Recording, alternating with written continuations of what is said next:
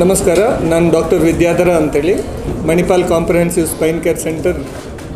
ನಮಸ್ಕಾರ, ಇನ್ನೂ ಜೋರ ಸಾಕಲ್ಲ.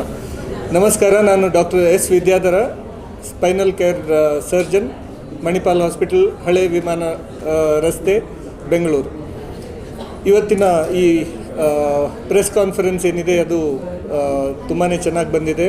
ಇದರಲ್ಲಿ ಕೆಲವೊಂದು ಎಕ್ಸಾಂಪಲ್ಸ್, ಇವಾಗ ಫಾರ್ ಎಕ್ಸಾಂಪಲ್ ನಾನು ನಮ್ಮ ಸೀನಿಯರ್ ಸಿಟಿಸನ್ ಹನುಮಂತರಾಯಪ್ಪ ಮತ್ತು ಗಂಗಮ್ಮ ಅವರನ್ನು ಹೇಳ್ತಾ ಇದ್ದೀನಿ.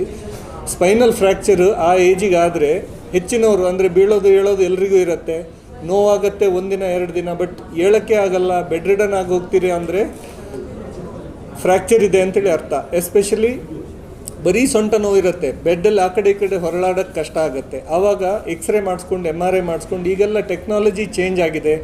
ಬರೀ ಈಗ ಹಲ್ಲು ಫ್ರ್ಯಾಕ್ಚರ್ ಆದರೆ ಹೇಗೆ ಡ್ರಿಲ್ ಮಾಡಿ ನಾವು ಸಿಮೆಂಟ್ ಹಾಕ್ತೀವಿ, ಅದೇ ಥರ ಈ ಬೋನ್ಸಲ್ಲೂ ಸಿಮೆಂಟ್ ಹಾಕಿದರೆ ಇನ್ಸ್ಟೆಂಟ್ ನಿಮಗೆ ನೋವು ಕಡಿಮೆ ಆಗುತ್ತೆ, ಎದ್ದು ಅಡ್ಡಾಡ್ಬೋದು. ಇವಾಗ ಮುಂಚಿನ ಟೈಮಲ್ಲಿ ನೀವು ನೋಡಿರ್ಬೋದು, ಒಂದು ಕಾಲು ಫ್ರ್ಯಾಕ್ಚರ್ ಆದರೆ ಪಿನ್ ಹಾಕಿ ಮರಳು ಬ್ಯಾಗ್ ಹಾಕಿ ನಾವು ಕಟ್ಟಾಗ್ತಿದ್ವಿ 3 ತಿಂಗಳು.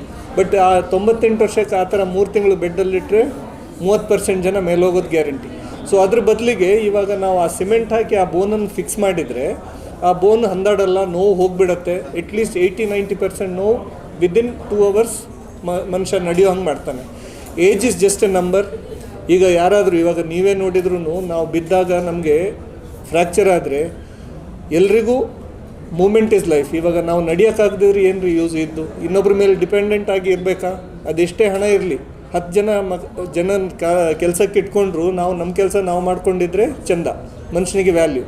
ಬೆಡ್ ರಿಡನ್ ಆದರೆ it is not good. And ಈ ಫ್ರ್ಯಾಕ್ಚರ್ ಅನ್ನೋದು is A simple thing, fix ಮಾಡಿದರೆ ಸರಿ ಹೋಗುತ್ತೆ. ಸೊ ಈ ಬಲೂನ್ ಕೈಫೋಪ್ಲಾಸ್ಟಿ ಅನ್ನೋದು ನಾನು ಹೇಳಿದಂಗೆ ಯಾವಾಗಲೇ ನೀಡಲ್ಸ್ ಹಾಕಿ ಮಾಡುವಂಥದ್ದು. ಇದರಲ್ಲಿ ರೋಬೋಟಿಕ್ ಗೈಡೆನ್ಸಲ್ಲಿ ನಾವು ಹಾಕಿದರೆ ಆ ನೀಡಲ್ಸ್, ಎಸ್ಪೆಷಲಿ ಈಗ ತುಂಬ ದಪ್ಪ ಇರ್ತಾರೆ, ಇಲ್ಲ ತುಂಬ ಬೆನ್ನು ಗೂನಾಗಿರುತ್ತೆ, ಇಲ್ಲ ಫುಲ್ ವರ್ಟಿಬ್ರಾ ಕೊಲ್ಯಾಪ್ಸ್ ಆಗಿರುತ್ತೆ, ಅದರಲ್ಲಿ ಈ ನೀಡಲ್ ಹಾಕೋದು ಕಷ್ಟ ಆಗುತ್ತೆ ಆ ಇಮೇಜ್ ಇಂಟೆನ್ಸಿಫೈಯರ್ ಅಂತೇಳೋ ಮೆಷಿನಲ್ಲಿ. ಅದಕ್ಕೆ ಇವಾಗ ರೋಬೋಟಿಕ್ ಗೈಡೆನ್ಸಲ್ಲಿ it accurately 3 dimensional real time image ಬಂದುಬಿಟ್ಟು ನಮಗೆ ಗೈಡ್ ಮಾಡುತ್ತೆ. ಆನಂತರ ನಾವು ಸಿಮೆಂಟ್ ಹಾಕಿದರೆ ಆಯಿತು.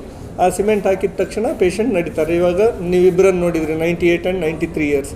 ಸೊ ಇವತ್ತು ಅವ್ರಿಗೆ ಮಾಡಿ ಆಲ್ಮೋಸ್ಟ್ 1 ವರ್ಷ ಆಗ್ತಾ ಬಂತು, ಆರಾಮಾಗಿದ್ದಾರೆ. ಎರಡನೇದು, ನೀವು ನಮ್ಮ ವಂಶಿ ರೆಡ್ಡಿಯವರನ್ನು ನೋಡಿದ್ರ, ಮಾಡೆಲ್ಲು ಆಕ್ಸಿಡೆಂಟ್ ಆಯಿತು, ಫ್ರ್ಯಾಕ್ಚರ್ ಆಯಿತು, 3 ಕಾಲಮ್ ಇಂಜುರಿ, ಅಂದರೆ ಸ್ಪೈನಲ್ ಬೋನ್ಸು ಪೂರ್ತಿ ಕಳ್ಚ್ಕೊಂಡು ಮತ್ತೆ ಬಂದು ವಾಪಸ್ ಹಾಕಿ ನಾವು ಫಿಕ್ಸ್ ಮಾಡಿದ್ವಿ. ಮುಂಚೆ ಎಲ್ಲ ಓಪನ್ ಮಾಡಿ ಫಿಕ್ಸ್ ಮಾಡಬೇಕಿತ್ತು. ಅವರು ಆ್ಯಕ್ಚುಲಿ ಆ ದಿನ ಆಕ್ಸಿಡೆಂಟ್ ಆಗಿ ಬಂದಾಗ ನಾನು ಇದರಲ್ಲಿ ಯಾವುದು ಒಂದು ಹೋಟ್ಲಲ್ಲಿ ಒಂದು CME ಇತ್ತು, ಡಾಕ್ಟರ್ಸ್ ಮೀಟಿಂಗ್, IMAಗೆ ಲೆಕ್ಚರ್ ಕೊಡ್ತಾಯಿದ್ದೆ. ಮುಗಿಸ್ಕೊಂಡು 9:30ಗೆ ಬಂದೆ, ಸರ್ಜರಿ ಮಾಡಿದ್ವಿ. ಆಲ್ಮೋಸ್ಟ್ 1:30 ಗಂಟೆಗೆ ಮುಗಿಯಿತು. ಮಾರನೇ ದಿನ ಅವರನ್ನು ನಡೆಸಿತು. ಇವತ್ತವ ಜಿಮ್ಮಿಗೆ ಹೋಗ್ತಾನೆ, ವೆಯ್ಟ್ ಲಿಫ್ಟಿಂಗ್ ಮಾಡ್ತಾನೆ, ಎಲ್ಲ ಮಾಡ್ತಾನೆ. ಹೇಳಿದ ನಾವು ವಿ ಆರ್ ಓಕೆ, ಯಾಕಂದರೆ 3 ತಿಂಗಳಾಯಿತು. It has healed fully and he can do everything. He can live like normal young adult. 4ನೇದು ಬಂದುಬಿಟ್ಟು ಇವರು ರಾಜೇಶ್ ಅಂತ ಹೇಳಿದರು, ಅವರಿಗೆ ಬೆನ್ನಲ್ಲಿ ನೋವಿದ್ದು ನಾನು ಕತ್ತಲ್ಲಿ ಸರ್ಜರಿ ಮಾಡಿದ್ದೇನೆ ಹೇಳಿದ್ರಲ್ವ, ಅವ್ರದ್ದು ಬಂದುಬಿಟ್ಟು ಅವ್ರು ಬಂದದ್ದು ಬೆನ್ನು ನೋವು, ಕಾಲು ಜೋಮ್ ಬರುತ್ತೆ ಅಂತೇಳಿ. ಕೈ ಅಪ್ಪರ್ ಬ್ಯಾಕಲ್ಲಿ ಏನೂ ಪ್ರಾಬ್ಲಮ್ ಇರಲಿಲ್ಲ. ಲಂಬರ್ ಸ್ಪೈನ್ MRI ಮಾಡಿದರೆ ಏನೂ ನಾರ್ಮಲ್ ಇತ್ತು. ಬಟ್ ಆ ಸ್ಕ್ರೀನಿಂಗ್ MRI ಮೇಲೆ ನೋಡಿದರೆ ಸ್ಪೈನಲ್ ಕಾರ್ಡ್ 17 ಮಿಲಿಮೀಟ್ರ್ ಇರಬೇಕಾದದ್ದು 3 ಮಿಲಿಮೀಟ್ರ್ ಆಗಿದೆ. ಅಷ್ಟು ದೊಡ್ಡ ಡಿಸ್ಕ್ ಹೊರಗೆ ಬಂದು ಪ್ರೆಸ್ ಆಗ್ತಾಯಿತ್ತು. ಎಲ್ಲರೂ ಹೇಳ್ತಾರೆ ನೋವಾದರೆ ಡಾಕ್ಟ್ರ್ ಹತ್ರ ಹೋಗ್ಬೇಕು ಅಂತೇಳಿ. ಅವರಿಗೆ ನೋವೇ ಇರಲಿಲ್ಲ ಕತ್ತಲ್ಲಿ, ಅಷ್ಟು ಪ್ರೆಸ್ ಆಗಿತ್ತು. ನಾವು ಅದರಿಂದಾಗಿ ಮೈಲೋಮಲೇಷಿಯಾ, ಅಂದರೆ ಅದು ಸ್ಕ್ರೀನಿಂಗ್ MRI ಇತ್ತು. ನಾನು ಹೇಳಿದೆ ಇಲ್ಲಪ್ಪ, ನೀನು ಮತ್ತೆ ಕತ್ತಿದ್ದು ಡೀಟೇಲ್ಡ್ MRI ಮಾಡು ಮಣಿಪಾಲ್ ಹಾಸ್ಪಿಟ್ಲಲ್ಲಿ, ಯಾಕಂದರೆ ಅದರಲ್ಲಿ ಕ್ಲಿಯರಾಗಿ ಬರ್ತಾಯಿಲ್ಲ, ಓನ್ಲಿ 1 ಸೆಕ್ಷನ್ ಇದೆ. ಮಾಡಿ ನೋಡಿದರೆ it has become banana shape cord with myelomalacia, ಅಂದರೆ ಸ್ಪೈನಲ್ ಕಾರ್ಡಲ್ಲಿ ಆ ಪ್ರೆಷರಿಗೆ ನೀರು ತುಂಬಿಕೊಂಡಿತ್ತು.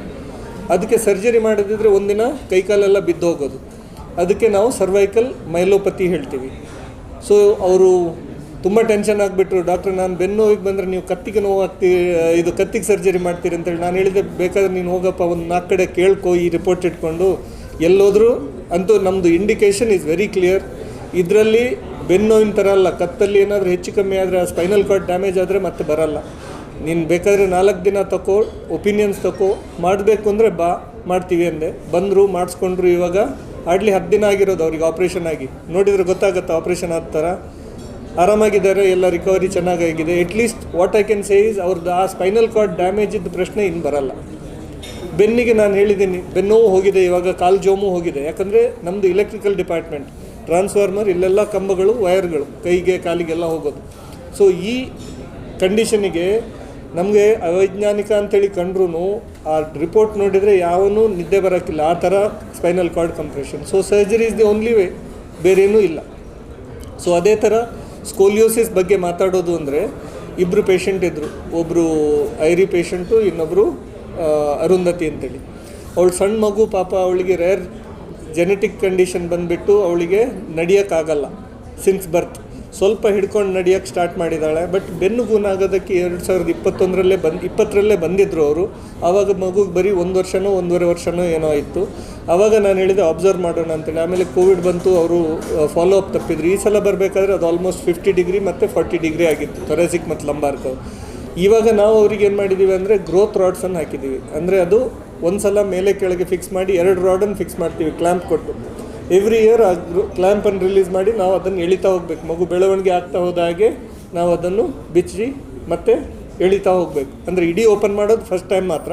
ಆನಂತರ ಸ್ವಲ್ಪ ಮಾಡಿ 11-12 ವರ್ಷ ಸ್ಪೈನಲ್ ಗ್ರೋತ್ ಕಂಪ್ಲೀಟ್ ಆಗುತ್ತೆ. ಆಮೇಲೆ ನಾವು ಫುಲ್ ಫ್ಯೂಷನ್ ಫಾರ್ಮಲಿ ಮಾಡ್ತೀವಿ.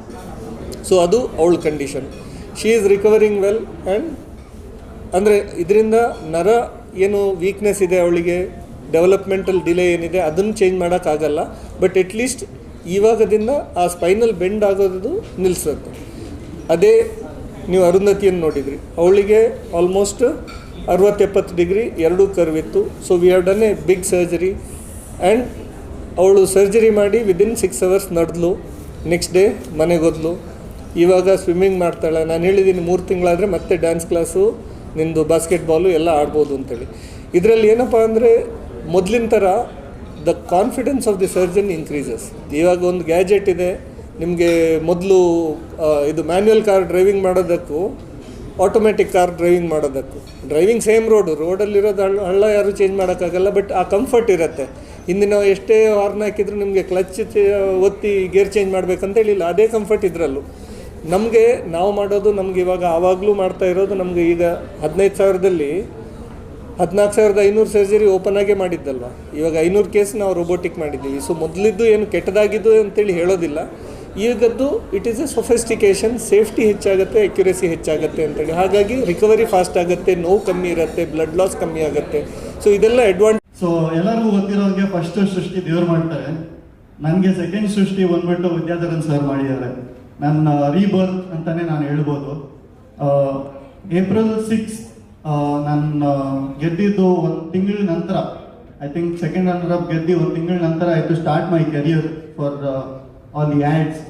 I had to start. ಅಷ್ಟರಲ್ಲಿ ನನಗೊಂದು ಮೇಜರ್ ಆಕ್ಸಿಡೆಂಟ್ ಆಯಿತು. ನನ್ನ ಫ್ರೆಂಡ್ಸ್ ಜೊತೆ ಹೊರಗೋದಾಗ I met with an accident Hoskote ಹೊಸ ರೋಡಲ್ಲಿ, ಎಲ್ಲರಿಗೂ ಗೊತ್ತಿರ್ಬೋದು.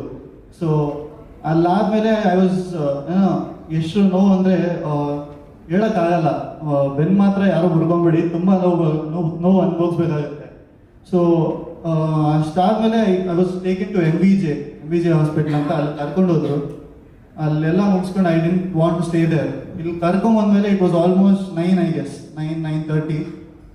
ವಿದ್ಯಾಧರನ್ sir I think he had to leave. ಅಷ್ಟೊತ್ತಿಗೆ ಅವ್ರ ಮನೆಗೆ ಹೊರಡಬೇಕಾಗಿತ್ತು ಅನ್ಸುತ್ತೆ. He stayed back for me. ನನಗೋಸ್ಕರ ಅವರು ಉಳ್ಕೊಂಡ್ರು ರಾತ್ರಿ ಹಾಸ್ಪಿಟ್ಲಲ್ಲಿ. ಬಿಕಾಸ್ ಈ ಥರ ಸೀರಿಯಸ್ ಸಿಚುವೇಶನ್ ಬಂದಿದೆ. ಒಬ್ಬ ಹುಡುಗ 23 years old ಒದ್ಲಾಡ್ತಾ ಇದ್ದಾನೆ ಬೆಡ್ ಮೇಲೆ ಅಂದಿದ ತಕ್ಷಣ ಹಿ ಸ್ಟೇಡ್ ಬ್ಯಾಕ್ ಫಾರ್ ಮೀ. ಇದು ನಾನು ಬೆಡ್ ಮೇಲೆ ಇದೆ, ನನಗೆ ಗೊತ್ತಿಲ್ಲ. But my doctors walking around me, Akhil sir, Bala sir, ಇವರೆಲ್ಲ ಅಲ್ಲಿ ಸ್ಪೈನ್ ಡಿಪಾರ್ಟ್ಮೆಂಟ್ ಡಾಕ್ಟರ್ಸ್, ಇವರೆಲ್ಲ ನನ್ನ ಹಿಂದೆ ಬಂದು ನಾನು ನಿಂತ್ಕೊಂಡು ದೇ ವಾಸ್ ಸಪೋರ್ಟಿಂಗ್ ಮೀ. ನಿಂತ್ಕೊಂಡು ಏನೂ ಆಗಲ್ಲ, ತಲೆ ಕೆಡ್ಸ್ಕೊಂಬೇಡ, ಡೋಂಟ್ ವರಿ. ಅದ್ರ ಜೊತೆ ಕ್ಲಾವಿಕಲ್ ಫ್ರಾಕ್ಚರ್ ಇತ್ತು. So I had severe pain in my upper body. ಅದೆಲ್ಲ ಒಂದು ಸೈಡ್ ಇಟ್ಟರೆ ಎಲ್ಲ ತಲೆಯಲ್ಲಿ ಇರುತ್ತೆ. ಸ್ಪೈನ್ ಅಂದರೆ it is one of the major thing. ಮೈಯಲ್ಲಿ ಇವಾಗ ನಿಂತ್ಕೊಬೇಕಂದ್ರೆ ಕೂತ್ಕೊಬೇಕಂದ್ರೆ ಬೆನ್ಮೂಳೆ ಸರಿ ಇರಬೇಕು. ಅದೇ ಸರಿ ಇಲ್ಲ ಅಂದರೆ ಬಗ್ಗಕ್ಕಾಗಲ್ಲ, ಏನೋ ಒಂದು ಆಕ್ಟಿವಿಟಿ ಮಾಡೋಕ್ಕಾಗಲ್ಲ, ಒಂದು ವಸ್ತು ಹಿಡಿಯೋಕ್ಕಾಗಲ್ಲ, ಡ್ರೈವಿಂಗ್ ಇರಲಿ ರೈಡಿಂಗ್ ಇರಲಿ ಏನೂ ಮಾಡೋಕ್ಕಾಗಲ್ಲ. ನಾನು 23 years ನನಗೆ ತುಂಬ ಭಯ ಇತ್ತು. ಏನಪ್ಪ ಈ ವಯಸ್ಸಿಗೆ ಮುರ್ಕೊಂಡ್ಬಿಟ್ಟೆ, ಇಲ್ಲಿ ಏನು ಮಾಡೋದು, ಮುಂದಕ್ಕೆ ಏನಾದರೂ ಮಾಡೋಕ್ಕೆ ಆಗುತ್ತಾ ಇಲ್ಲ ಅನ್ನೋ ಒಂದು ಚಿಂತೆ ತಲೆಯಲ್ಲಿತ್ತು. ಆಗ ನಾನು ಆಪರೇಷನ್ ಥಿಯೇಟ್ರಿಗೆ ಎತ್ಕೊಂಡು ಹೋಗೋವರೆಗೂ ನಾನು ಎಲ್ಲ ಡಾಕ್ಟರ್ಸ್ಗೂ ತಲೆ ತಿಂದಿದ್ದೀನಿ. ಸರ್ ನಾನು ಮತ್ತೆ ನಾರ್ಮಲ್ ಆಗಿ ಹೋಗೋಕ್ಕಾಗುತ್ತಾ, ಗೇಮ್ಸ್ ಆಡೋಕ್ಕಾಗುತ್ತಾ, ಬೇರೆ ಹುಡುಗರ ಥರ ನಡ್ಕೊಂಡು ಕಾರ್ ಓಡಿಸೋದು ಮತ್ತೆ ಬೈಕ್ ಓಡಿಸೋಕೆ ನನ್ನ ಕೈಯಲ್ಲಿ ಆಗುತ್ತಾ ಅಂದಾಗ ಅವ್ರು ಒಂದೇ ಮಾತು ಹೇಳಿದ್ದು, ಎಲ್ಲ ಆಗುತ್ತೆ, ತಲೆ ಕೆಡ್ಸ್ಕೊಂಡ್ಬಿಡೋದು. ಈ ಕಾನ್ಫಿಡೆನ್ಸ್ ಅವರು ಬೇರೆಯವ್ರು ಯಾರಾದರೂ ಹೇಳಿದ್ರೆ ಐ ಥಿಂಕ್ ಕಮ್ಮಿ ಬರ್ತಾ ಇತ್ತೇನೋ, ಬಟ್ ಅದು ನಮ್ಮ ಡಾಕ್ಟರ್ಸ್ ಹೇಳಿದ್ದಕ್ಕೆ ಏನೋ ಎಲ್ಲ ಆಗ್ತಾರಲ್ಲ, ಒಂದು ಮೆಡಿಸನ್ ಇಂದ ಸಾಲ್ವ್ ಆಗುತ್ತೆ ಕೆಲವು ಇಶ್ಯೂಸು, ಕೆಲವು ಇಶ್ಯೂಸು ಮಾತಿಂದ ಸಾಲ್ವ್ ಆಗುತ್ತೆ. ಆ ಮಾತು, ಆ ಧೈರ್ಯ ನನ್ನ ಸ್ಪೈನ್ ಡಿಪಾರ್ಟ್ಮೆಂಟ್ ಇಂದ ಬಂತು.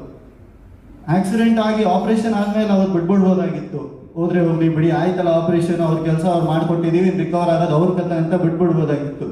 But later after that also ಅವ್ರು ನನ್ನ ಕೋಆರ್ಡಿನೇಟ್ ಮಾಡಿ ನಾನು ಹೆಂಗಿದ್ದೀನಿ, ರಿಕವರ್ ಆಗ್ತಾ ಇದ್ದೀನಾ ಇಲ್ಲ every time when I go to meet Vidyadharan sir, he always used to tell me one thing, ಇನ್ನ ದೊಡ್ಡದಾಗಿ ಏನಾದರೂ ಬೆಡ್ ರಿಡನ್ ಆಗಿಬಿಟ್ಟಿದ್ರೆ ಏನ್ ಮಾಡ್ತಾ ಇದ್ದೆ, ಅವಾಗ ಇನ್ನ ಕಷ್ಟ ಅನುಭವಿಸ್ತಾ ಇದ್ದೆ ಅಲ್ಲ, ನೀವು ಅಪ್ಪ ಅಮ್ಮ ಇಲ್ಲ ಯಾರೋ ಒಬ್ಬರು ನಿನ್ನ ನೋಡ್ಕೊಳ್ಳೇಬೇಕಾಗಿತ್ತು. ಬಟ್ ನಾವು ಓಡಾಡ್ತಾ ಇದ್ದೀನಿ, it's better than something. So just to add to this, in that accident, Vamshi lost his one of the closest friend. So why I'm setting this example is the accident was dreadful. It was quite daunting for his career, alva Vamshi?